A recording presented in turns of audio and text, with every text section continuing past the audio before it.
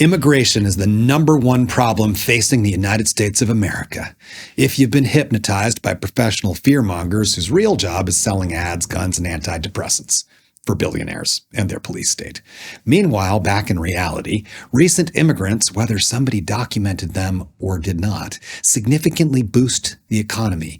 They rarely commit crimes compared to native-born. They do not factually take jobs from current citizens, but they do enhance the labor pool and the consumer market, are more likely to start their own businesses, and contribute substantial taxes. Also true is less than 3% of the citizens of this country are actually from here. 97% of us are here thanks to violent conquest, colonization, slavery, the ethnic cleansing of the native population, and other massive crimes, which to date have not yet been repaired. So this conversation deserves humility. U.S. politicians, also installed dictators, sanction governments and people all over the world, are the cause of ecological catastrophes and crash economies, all for their donors' interests, they call it the national interests, which altogether, you guessed it, drive mass migration. Not only that, these two political parties continue to wage an utterly failed $800 billion war on drugs, creating a black market that arms and funds the most violent cartels, destabilizing whole societies, which drives mass migration. So when people and their children seek refuge, we should at least acknowledge our government's massive role and that granting refuge, granting asylum, is international law and biblical law for those who claim some form of Christianity. Meanwhile, in the United States, there is so much work to do.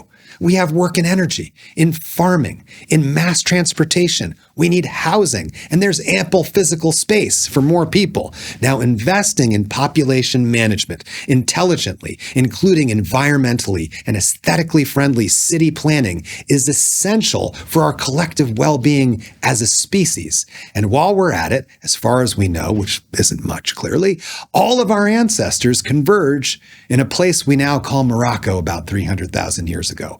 And all of us are immigrants from there. And if we traced our lineage, every single one of our families back thousands of generations, we'd find we're all related. One people. This modern idea of nationalism is like a few hundred years old. So we say the United States has 50 states, right?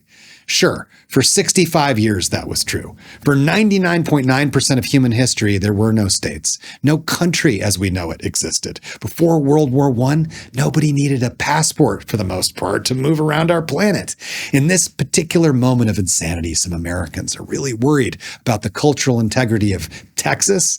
Okay, what era Texas? Because 188 years ago, Texas was Mexico. That's why it has a Spanish name. And conservative Mexicans were passing laws to stop Anglos from migrating in. They were particularly concerned about slavers coming in because Mexico had outlawed slavery before the United States did.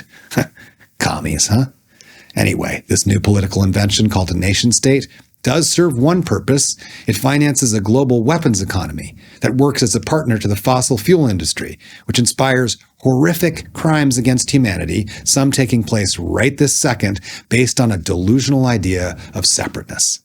We can celebrate and respect our local and regional identities with appreciation and care for the different cultural gifts that arise from our unique relationships with all the different types of terrains on planet Earth.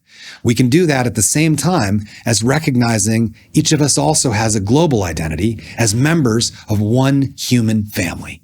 Maybe this is going to sound crazy, but we can also respect the natural right of all human beings to be allowed to travel the entire world as equals. And because humanity's survival is totally dependent on global cooperation, with not only respect, but a sense of obligation, responsibility, and even gratitude for each other.